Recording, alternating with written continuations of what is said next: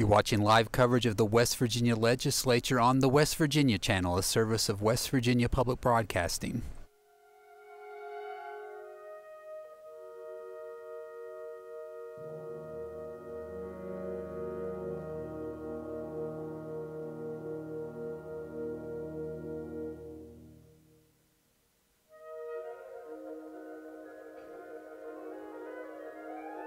We're getting ready for the final floor session for today on this special session. The special session was called last week by Governor Jim Justice after the road bond referendum passed by voter approval. Earlier today, the Senate finished with their business of the day, and they'll adjourn until noon tomorrow. We're getting ready for the House of Delegates to finish up their business for the day.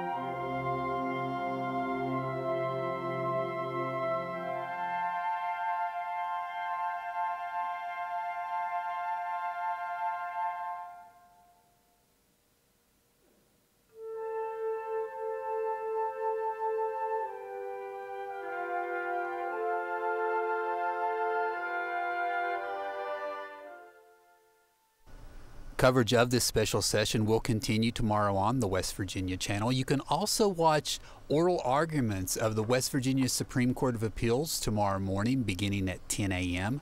The Senate expects to reconvene tomorrow at noon.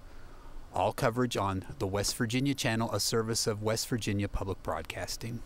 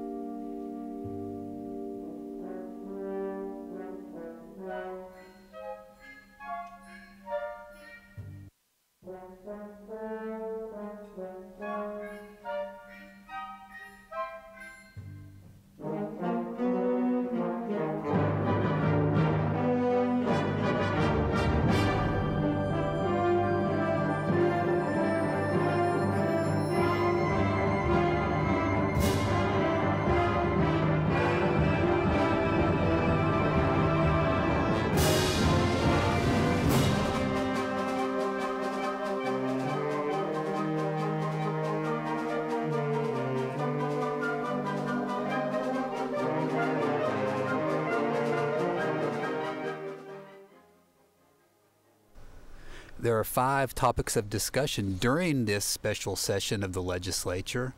A bill that requires contractors to hire West Virginia workers. A bill that will allow our Department of Highways to have access to delinquent tax records and other information like unpaid fines and violations that would disqualify a company from bidding on these contracts. Bills that will allow the Department of Highways to streamline their hiring process by reducing what Governor Justice calls the bureaucratic red tape, and this bill will immediately allow the Division of Highways to fill some expected 500 jobs. A bill exempting military retirement from state personal income tax, and a bill increasing the amount of credit allowed against personal and corporate net income taxes for qualified historic rehabilitation expenditures.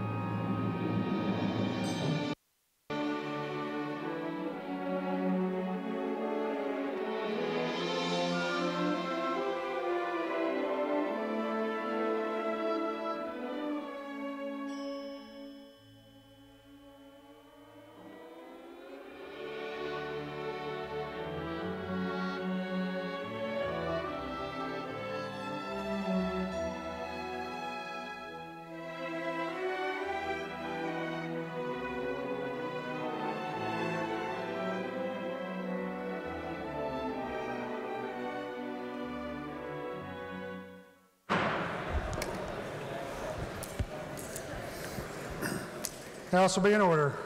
All those not having privileges to the floor will please vacate the chamber.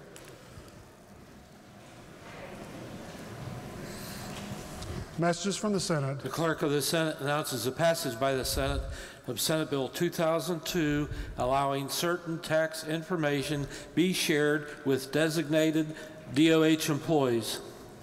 Gentleman from the 58th. Mr. Speaker, I ask unanimous consent. Committee of reference be dispensed with and the bill be taken up for immediate consideration and read at first time. The message will be received, and the gentleman from the 58th asks unanimous consent that the committee reference be dispensed with, that the bill be taken up for immediate consideration and read at first time. Is there objection? Chair hears none. Clerk, please read the bill first time. Senate Bill 2002. Bill be advanced. Gentleman from the 58th.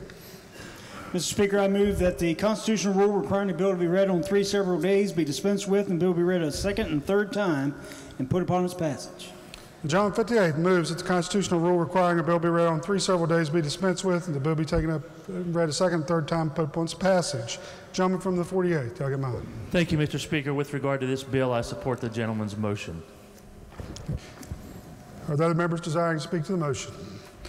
If not, the question for the House is the motion by the gentleman from the 58th that the constitutional rule requiring a bill be read on 3 several days be dispensed with. The bill be taken up and read a second and third time and put upon its passage. All those in favor of the gentleman's motion will vote aye. Those opposed will vote no. The clerk will prepare the machine. Has each member voted? If so, the clerk will close the machine and ascertain the result. On this question, 94 ayes, 0 nays, 5 members absent not voting, 4/5 of the members present and voting. Having voted in the affirmative, I declare the constitutional rule suspended. Clerk, please read the bill a second time. Senate Bill 2002. Are there amendments? Delegate Falk moves to amend the bill. This is HFA Falk 10-16, number 1. Gentleman from the 63rd, Delegate Folk, asks unanimous consent to explain the amendment of having it read. Is there objection? Chair hears none. Gentleman from the 63rd. Thank you, Mr. Speaker. This amendment is fairly simple. It changes the language in three parts of the bill.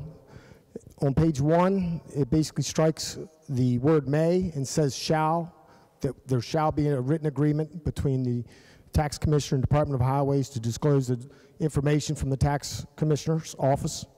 And then when they talk about, and I'll just read the first one, it says whether a contractor bidding on a contract for a road construction project or repair project, and the language that's currently in the bill, it says appears to be in compliance with the employer withholding tax requirements of this state. I strike the phrase appears to be and inserts the word is. In other words, it'll read, if this amendment passes, whether a contractor bidding on a contract for a road construction project or repair project is in compliance. Because appears to be is a very vague statement, and I think they either are in compliance or they're not. So we need to have that clarified. And then the same language is struck in a different section with the same type of language, striking appears to be and inserting is, because you either are or you're not in compliance. And I'll be more than happy to answer any questions. Are there other members desiring to speak to the adoption of the amendment? Gentleman from the 27th, Delegate Schott. Thank you, Mr. Speaker. I don't believe the amendment does any harm to the bill, and in fact, it strengthens the bill, and therefore I would urge its adoption. Other members desiring to speak? Does the gentleman from the 63rd wish to close debate? Okay. The question for the House is the adoption of the amendment. All those in favor of adoption will say aye. Aye. Those opposed, no. The ayes appear to have it. The ayes do have it. Declare the amendment adopted. Are there further amendments? If not, the bill will be advanced to third reading. Clerk, please read the bill third time. Senate Bill 2002. The question before the House is the passage of the bill. The gentleman from the 27th, Delegate Schott, to explain the bill. Thank you, Mr. Speaker. The purpose of this bill is to provide for the Commissioner of the Department of Highways to enter into a written agreement. It was originally optional, but now, based on the passage of this amendment, is required that the Commissioner enter into this written agreement with the Tax Commissioner to provide certain information regarding both bidders before a contract is awarded and the contractors and subcontractors after a contract is awarded. It's basically deals with information that's already of public record in most cases, certainly accessible if it's not public record. but it's apparently designed to provide for uniform and efficient sharing of that relevant information.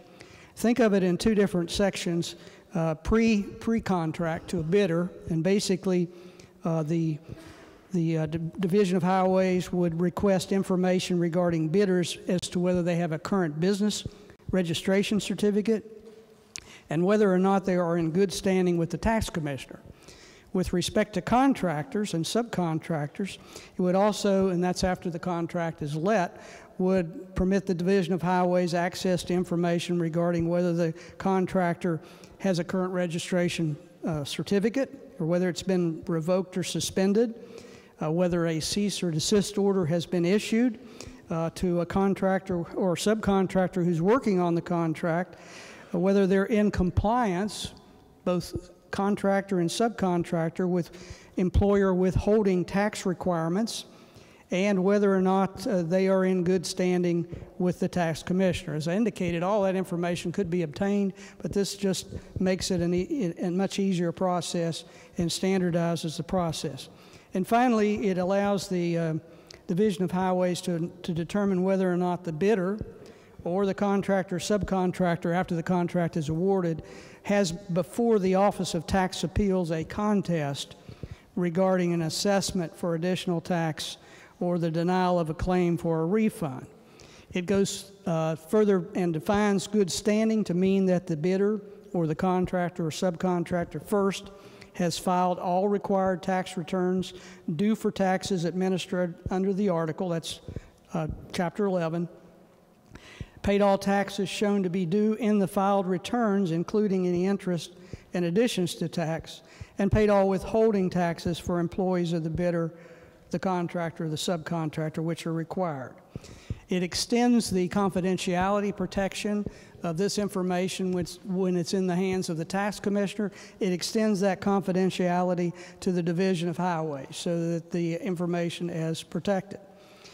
Finally, in connection with the collection of the tax, there is a provision currently in the law that requires various governmental officials to withhold making any payment of the final payment on a contract until the receipt of a certificate from the tax commissioner that all the taxes that were assessed against the contractor were paid. This added the language regarding those taxes that are required to be withheld by the contractor. So it extends that requirement not just to normal type taxes, but also those withholding taxes that the contractor is responsible for withholding. Mr. Speaker, I urge passage. Are there other members desiring to speak to the passage of the bill? If not, the question before the House is the passage of the bill. Those in favor of passage will vote aye. Those opposed will vote no. The clerk will prepare the machine.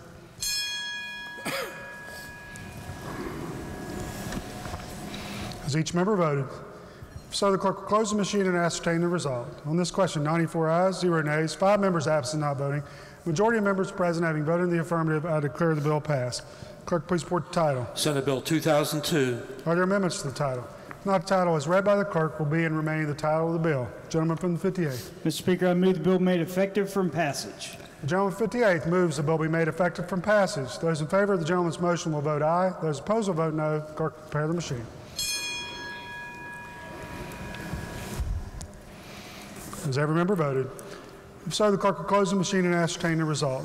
On this question, 94 ayes, 0 nays, 5 members absent not voting, 2/3 of the members elected having voted in the affirmative, I declare the bill effective from passage. Clerk, please communicate the action of the House to the Senate. Okay.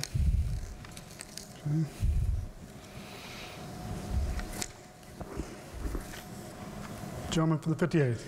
Thank you, Mr. Speaker. I ask unanimous consent to return to the 8th order of business for the purpose of introducing bills.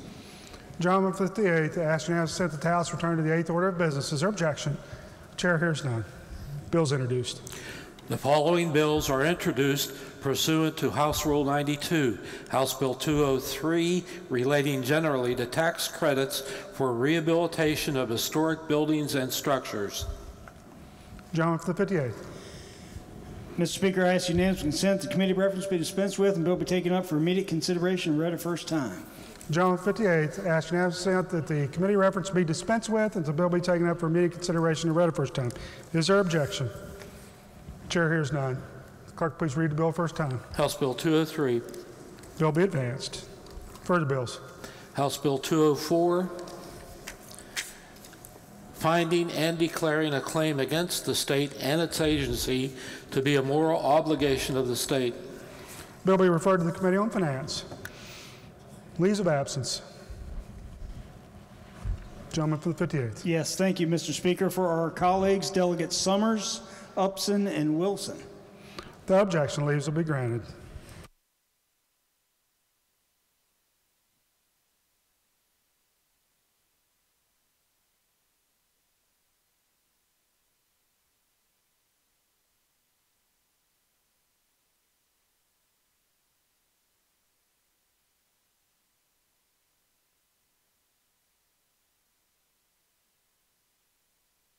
Remarks by members of the House. Gentleman from 37th, Delegate Pushkin. Thank you, Mr. Speaker. I don't know if anyone, I'm sure I'm not the only person who watched 60 Minutes last night, the first story they had. If you didn't see it, I would strongly recommend that every member of this body go back and check it out online, however one does that. It's a story that really affects each and every one of us here in West Virginia. And the gist of it is it was a former DEA agent kind of spilled the beans on what really was going on, and at the part of the agency that he worked for that dealt with stopping the diversion of pharmaceutical drugs into our state. A lot of it came to our state and into our communities. How it was really defanged by Congress, by an intentional effort from pharmaceutical manufacturers, from distributors, from pharmacy retail chains, that working with members of Congress were able to pretty much defund the job that was being done by the DEA in order to stem the tide of drugs that are coming into our state, legal drugs. Now I'm not getting up here to place blame or point fingers, because there's plenty of blame to go around. And while members of Congress from one side of the aisle might have championed it, well, a president from our party signed it into law. So there's plenty of blame to go around. And if we really, really want to look into stopping this epidemic, I think we're going to have to dig a whole lot deeper. And that's why it bothers me so much when I see things like that story. I mean, if that story doesn't infuriate you, I don't know what will. Like, how are we supposed to fight this war on drugs when we have members of Congress that are being complicit with it? And we have an industry, the same industry that perpetuates this crime on states like West Virginia, is the same industry that profits off of the treatment for addiction too. And when we pass a law up here to spread the use of Vivitrol, for example, that's a great program. I'm glad we expanded it. Then look again, the price seems to go up, doubles, triples, quadruples. Or we pass a law to allow first responders to carry naloxone. Then look again, the price doubles, triples, quadruples. These are the things that we need to look at if we really want to make a difference in this epidemic that's ravaging our state. Now, last session, we tried to address this issue. We passed a lot of laws to create new felonies, to extend sentences. A lot of these laws were aimed at street-level drug dealers. And I watch this 60 Minutes, and I see the real criminals, the real drug dealers who are wearing suits and lab coats. They get away with a fine. They might lose a court case every now and then, but what they're doing is criminal. What they're doing is criminal. So, what can we do about it if Congress isn't going to do their job? I'm not exactly sure. Maybe we should be, holding committee meetings where we're calling executives of these pharmaceutical companies and maybe their lobbyists, calling them to the carpet and swearing them in and having them answer a couple questions for us. Maybe that's what we should be doing. But despite our best campaign slogans, we are continuing to lose the war on drugs. And we're losing a generation of West Virginians in the meantime. We're losing a generation of Americans. And, the sad part is, I'm not sure politicians really have the answer. I'm not sure politicians are going to be able to figure out how to stop this epidemic. But I sincerely hope that we stop being complicit in it. So I'd recommend everybody go back and watch that episode of 60 Minutes. It's sad. Gentleman from the 10th, Delegate Dean. Thank you, Mr. Speaker. Mr. Speaker, you know, we've done a lot to address the drug problems in West Virginia. But you know, there's a great saying, if there's a problem, follow the money. Who gets the money from selling these drugs into West Virginia? The drug companies. And I know it might be a simplistic endeavor, but there's where the problem is. Make them quit making these drugs, then they couldn't be available.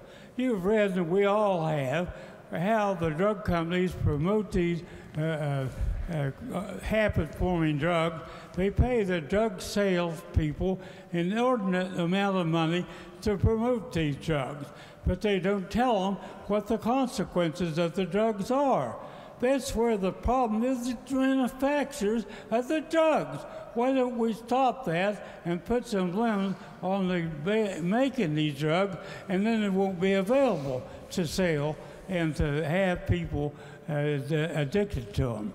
That's the way I feel.